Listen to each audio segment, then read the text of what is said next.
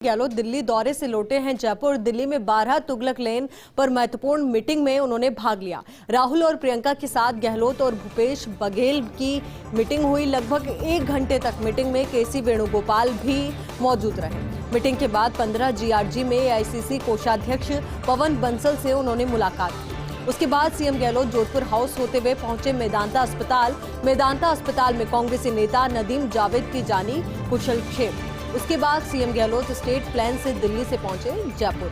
तो वहीं दिल्ली से जयपुर वो पहुंच चुके हैं। वो तस्वीर भी हमने आप तक पहुंचाई थी जब वो जयपुर पहुंचे थे। तो वहीं दिल्ली में 12 तुगलक लेन पर महत्वपूर्ण मीटिंग हुई, जिसमें मुख्यमंत्री अशोक गहलोत ने भाग लिया। राहुल और प्रियंका के साथ गहलोत और भूपेश बघेल की ये मीटिंग हुई। लगभग 1 घंटे तक मीटिंग में केसी वेणुगोपाल भी मौजूद रहे। मीटिंग के बाद 15 जीआरजी में एआईसीसी कोषाध्यक्ष पवन बंसल से उन्होंने मुलाकात की। उसके बाद सीएम गहलोत जोधपुर हाउस होते हुए पहुंचे मेदांता अस्पताल। मेदांता अस्पताल में कांग्रेसी नेता नदीम जावेद से उन्होंने उनका हालचाल जाना। उसके बाद सीएम गहलोत स्टेट प्लेन से दिल्ली से जयपुर पहुंचे। दिल्ली दौरे के दौरान मुख्यमंत्री गहलोत ने की मीडिया से बात। 12 तुगलक लेन पर हुई महत्वपूर्ण मीटिंग पर बोले सीएम गहलोत। कहा 5 राज्यों में विधानसभा चुनाव को लेकर हुई चर्चा। ओल्ड पेंशन स्कीम को लेकर बोले मुख्यमंत्री गहलोत। कहा ओल्ड पेंशन स्कीम सोच समझकर लिया हुआ फैसला है। मानवीय दृष्टिकोण को ध्यान में रखते हुए किया स्कीम को लागू। सरकारी कर्मचारियों का भविष्य सुरक्षित करने की दृष्टि से एक कदम उठाया है। राज्य सरकार के फैसले को लेकर कर्मचारियों में भारी उत्साह है। कर्मचारियों ने फैसले का अभूतपूर्व स्वागत समर्थन किया। अस्पतालों में कैशलेस चिकित्सा सेवा शुरू की। ओपीडी आईपीडी में निःशुल्क किया गया है इन्हें भी। तो वहीं यूक्रेन में फंसे छात्रों से बात हुई। उनमें कॉन्फिडेंस है। मुझे उम्मीद है आने वाले दिनों में सभी बच्चे सुरक्षित देश पहुंचेंगे। सभी बच्चों को सुरक्षित घर पहुंचाया जाएगा। तो तमाम अहम बातें मुख्यमंत्री अशोक गहलोत ने मीडिया से बातचीत के दौरान कही। उन्होंने कहा कि 12 तुगलक लेन पर हुई महत्वपूर्ण मीटिंग पर उन्होंने कहा कि 5 राज्यों में विधानसभा चुनाव को लेकर चर्चा हुई। ओल्ड पेंशन स्कीम को लेकर मुख्यमंत्री अशोक गहलोत ने अपना बयान दिया और कहा कि ओल्ड पेंशन स्कीम सोच समझकर लिया हुआ फैसला है। मानवीय दृष्टिकोण को ध्यान में रखते हुए स्कीम को लागू किया गया है। सरकारी कर्मचारियों का भविष्य सुरक्षित करने की दृष्टि से एक कदम उठाया गया है। राज्य सरकार के फैसले को लेकर कर्मचारियों में भारी उत्साह है। कर्मचारियों ने फैसले का अभूतपूर्व स्वागत और समर्थन किया। अस्पतालों में कैशलेस चिकित्सा सेवा शुरू की है। ओपीडी आईपीडी में इलाज को भी निःशुल्क किया गया है। यूक्रेन में फंसे छात्रों से बात हुई। उनमें कॉन्फिडेंस है। मुझे उम्मीद है आने वाले दिनों में सभी बच्चे सुरक्षित देश पहुंचेंगे। सभी बच्चों को सुरक्षित घर पहुंचाया जाएगा। यूक्रेन में फंसे राजस्थानियों को लेकर मुख्यमंत्री गहलोत गंभीर है। राजस्थान फाउंडेशन आयुक्त धीरज श्रीवास्तव लगातार पूरे मसले पर मॉनिटरिंग कर रहे हैं। राजस्थानियों की हर संभव मदद के लिए श्रीवास्तव को जिम्मेदारी सौंपी गई है। आज मुख्यमंत्री गहलोत ने यूक्रेन से लौट रहे राजस्थानी से बात की। रोमानिया के रास्ते वापस लौट रहे अजय सिंह से फोन पर बातचीत की। सीएम गहलोत ने अजय सिंह से यूक्रेन के ताजा हालातों पर बात की। कहा राजस्थान सरकार ने की है लौटने वाले राजस्थानियों के लिए व्यवस्था। घर तक पहुंचाने की निःशुल्क व्यवस्था की गई है। राजस्थान फाउंडेशन यूक्रेन में फंसे हुए राजस्थानियों के लगातार संपर्क में है। यूक्रेन से आज 9 छात्र और सकुशल लौटे हैं राजस्थान। तो यूक्रेन में फंसे राजस्थानियों को लेकर मुख्यमंत्री गहलोत गंभीर है। राजस्थान फाउंडेशन के आयुक्त धीरज श्रीवास्तव लगातार इस पूरे मसले पर मॉनिटरिंग कर रहे हैं। राजस्थानियों की हर संभव मदद के लिए श्रीवास्तव को ये बेहद अहम जिम्मेदारी सौंपी है। आज मुख्यमंत्री गहलोत ने यूक्रेन से लौट रहे राजस्थानियों से बात की।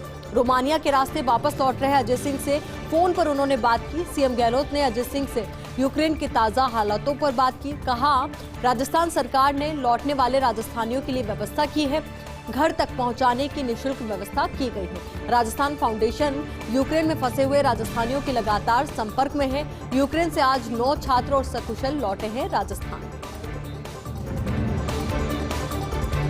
अब बात करते हैं राजस्थान में फिर बाड़ेबंदी की। तो 10 मार्च के आसपास बाड़ेबंदी की खबरें हैं। पंजाब उत्तराखंड के कांग्रेस प्रत्याशियों को लाया जा सकता है राजस्थान।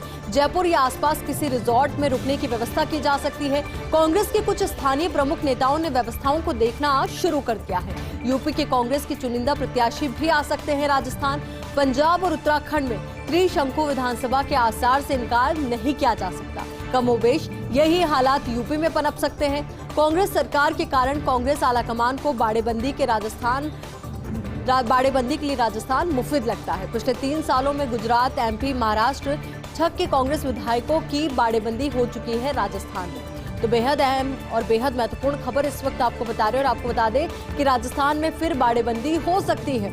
10 मार्च के आसपास बाड़ेबंदी की खबरें हैं। पंजाब, उत्तराखंड के कांग्रेस प्रत्याशियों को लाया जा सकता है राजस्थान। जयपुर या आसपास किसी रिजॉर्ट में रुकने की व्यवस्था उनकी की जा सकती है। कांग्रेस के कुछ स्थानीय प्रमुख नेताओं ने व्यवस्थाओं को देखना शुरू कर दिया है। यूपी के कांग्रेस के चुनिंदा प्रत्याशी भी राजस्थान आ सकते हैं। पंजाब और उत्तराखंड में त्रिशंकु विधानसभा के आसार से इनकार नहीं किया जा सकता है, तो वहीं कमोबेश यही हालात यूपी में भी पनप सकते हैं। कांग्रेस सरकार के कारण कांग्रेस आलाकमान को बाड़ेबंदी के लिए राजस्थान मुफीद लगता है। पिछले 3 सालों में गुजरात, एमपी, महाराष्ट्र के कांग्रेस विधायकों की बाड़ेबंदी राजस्थान में हो चुकी है। जलदाय मंत्री डॉक्टर महेश जोशी का केंद्र सरकार पर पलटवार। ईआरसीपी प्रोजेक्ट को राष्ट्रीय परियोजना घोषित नहीं करने पर पलटवार। कहा, पीएम मोदी ने वादा किया था ईआरसीपी को राष्ट्रीय परियोजना घोषित करने का। कई बार पत्र लिखने और मांग करने के बावजूद ईआरसीपी को नहीं कर रहे हैं राष्ट्रीय परियोजना घोषित। अब बजट में मुख्यमंत्री गहलोत ने ईआरसीपी परियोजना को बनाया है कॉर्पोरेशन। ऐसे में कम से कम प्रधानमंत्री जी को जताना चाहिए अफसोस, वे नहीं कर सके ईआरसीपी को राष्ट्रीय परियोजना घोषित। तो बेहद अहम बात कही गई है जलदाय मंत्री डॉक्टर महेश जोशी के द्वारा और इसी के साथ उन्होंने केंद्र सरकार पर पलटवार भी किया है। ईआरसीपी प्रोजेक्ट को राष्ट्रीय परियोजना घोषित नहीं करने पर पलटवार उन्होंने किया है और कहा है कि पीएम मोदी ने वादा किया था ईआरसीपी को राष्ट्रीय परियोजना घोषित करने का। कई बार पत्र लिखने और मांग करने के बावजूद ईआरसीपी को नहीं कर रहे राष्ट्रीय परियोजना घोषित। अब बजट में मुख्यमंत्री गहलोत ने ईआरसीपी परियोजना को कॉर्पोरेशन बनाया है। ऐसे में कम से कम प्रधानमंत्री जी को जताना चाहिए अफसोस, वे नहीं कर सके ईआरसीपी को राष्ट्रीय परियोजना में घोषित और इसीलिए प्रधानमंत्री को अफसोस जताना चाहिए, ये कहना है जलदाय मंत्री डॉक्टर महेश जोशी का।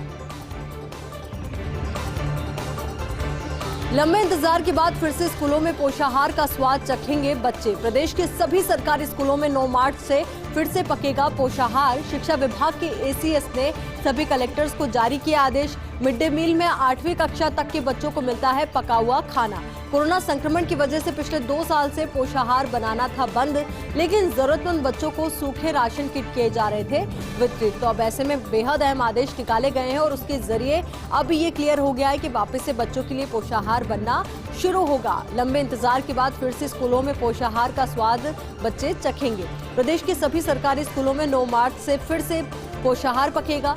शिक्षा विभाग के एसीएस ने सभी कलेक्टर्स को ये आदेश जारी किए हैं। मिड डे मील में 8वीं कक्षा तक के बच्चों को मिलता है पका हुआ खाना।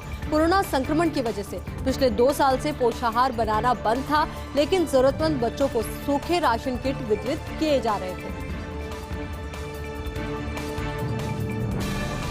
मार्क्स भेजने में देरी करना कॉलेजों को पड़ा भारी।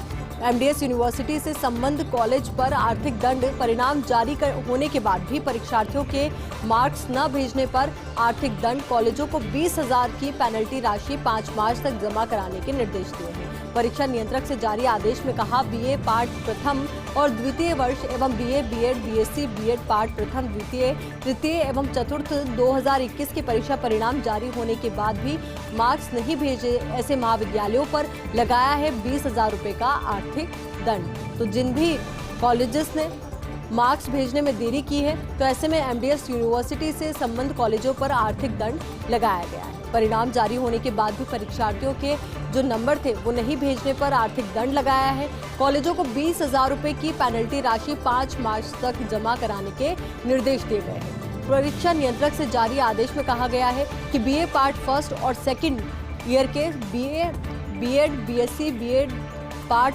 फर्स्ट और सेकंड, थर्ड और चतुर्थ 2021 की परीक्षा परिणाम जारी होने के बाद भी मार्क्स नहीं भेजे ऐसे महाविद्यालयों पर लगाया है 20,000 रुपए का आर्थिक दंड। करीब 75 न्यायिक अधिकारियों का तबादला। पृथ्वीपाल सिंह को लगाया जज स्पेशल कोर्ट भ्रष्टाचार निरोधक बीकानेर। अरुण जैन को लगाया जज एमएससीटी कोर्ट चित्तौड़गढ़। अशोक चौधरी को लगाया जज एमएससीटी कोर्ट बाड़मेर बालोतरा। अलका शर्मा को लगाया जज एमएससीटी कोर्ट मेड़ता।